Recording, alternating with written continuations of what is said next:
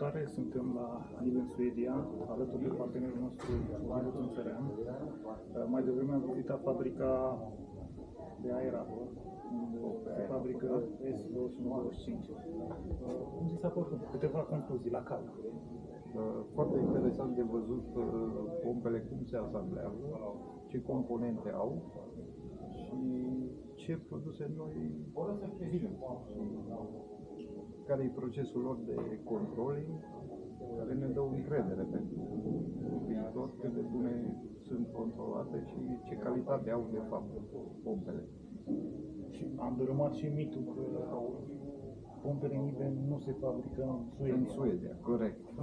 Chiar l-am dărâmat cu toate explicațiile, practic, ce fabrică aici, ce componente se montează, ca la orice componente care vin prefabricate, dar în principiu toate se montează aici, controlling-ul este aici, ceea ce e cel mai important pentru produse.